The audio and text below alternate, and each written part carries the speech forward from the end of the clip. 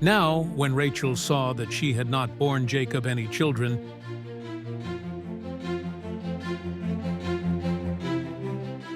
she became jealous of her sister, and she said to Jacob,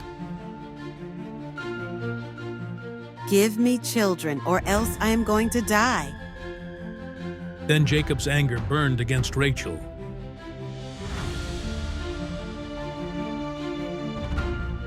And he said, "Am I in the place of God, who has withheld from you the fruit of the womb?" Then she said, "Here is my female slave Bilhah. Have relations with her that she may give birth on my knees, so that by her I too may obtain a child." So she gave him her slave Bilhah as a wife.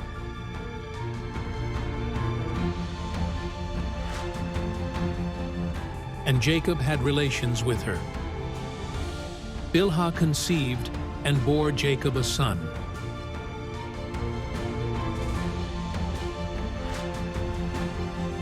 Then Rachel said, "God has vindicated me, and has indeed heard my voice, and has given me a son." Therefore she named him Dan. And Rachel's slave Bilhah conceived again and bore Jacob a second son. So Rachel said, "With mighty wrestling I have wrestled with my sister, and I have indeed prevailed." And she named him Naphtali.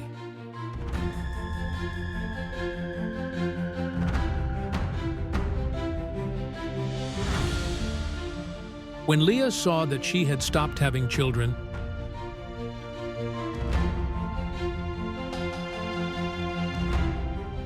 she took her slave Zilpah and gave her to Jacob as a wife. And Leah's slave Zilpah bore Jacob a son. Then Leah said, "How fortunate!" So she named him Gad. And Leah's slave Zilpah bore Jacob a second son. Then Leah said, "Happy am I, for women will call me happy." So she named him Asher. Now in the days of wheat harvest, Reuben went and found mandrake fruits in the field, and brought them to his mother Leah. Then Rachel said to Leah, "Please give me some of your son's mandrakes." but she said to her, "Is it a small matter for you to take my husband? And would you take my son's mandrakes also?" So Rachel said, "Therefore he may sleep with you tonight in return for your son's mandrakes." When Jacob came in from the field in the evening, Leah went out to meet him and said, "You must have relations with me, for I have indeed hired you with my son's mandrakes." So he slept with her that night.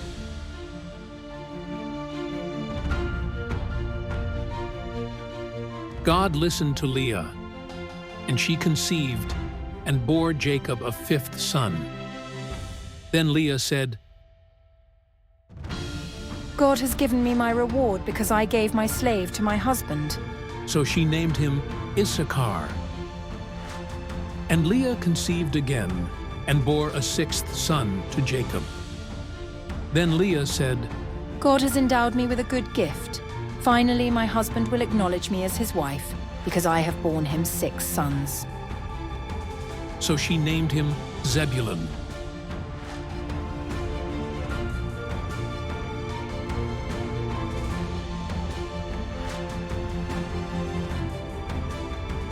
Afterward she gave birth to a daughter and named her Dinah.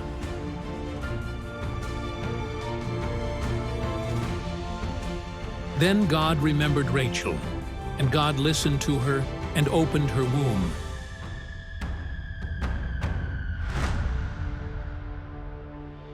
So she conceived and gave birth to a son, and said, God has taken away my disgrace? And she named him Joseph, saying, May the Lord give me another son. Now it came about, when Rachel had given birth to Joseph, that Jacob said to Laban, Send me away, so that I may go to my own place and to my own country. Give me my wives and my children for whom I have served you, and let me go, for you yourself know my service which I have rendered you. But Laban said to him, If it pleases you at all, stay with me. I have determined by divination that the Lord has blessed me on your account. He continued, Name me your wages, and I will give them. But Jacob said to him, You yourself know how I have served you, and how your livestock have fared with me. For you had little before I came, and it has increased to a multitude, and the Lord has blessed you wherever I turned.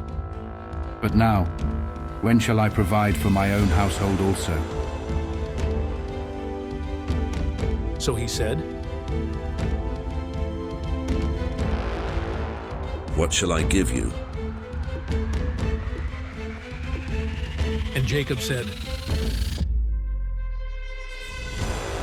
You shall not give me anything. If you will do this one thing for me, I will again pasture and keep your flock.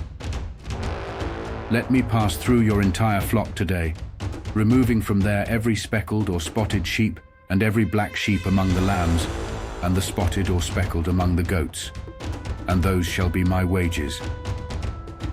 So my honesty will answer for me later, when you come concerning my wages. Everyone that is not speckled or spotted among the goats, or black among the lambs, if found with me, will be considered stolen.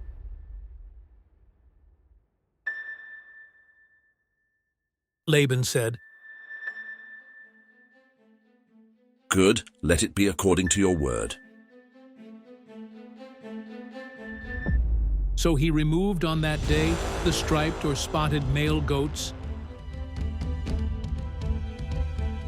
and all the speckled or spotted female goats, every one with white on it, and all the black ones among the sheep, and put them in the care of his sons.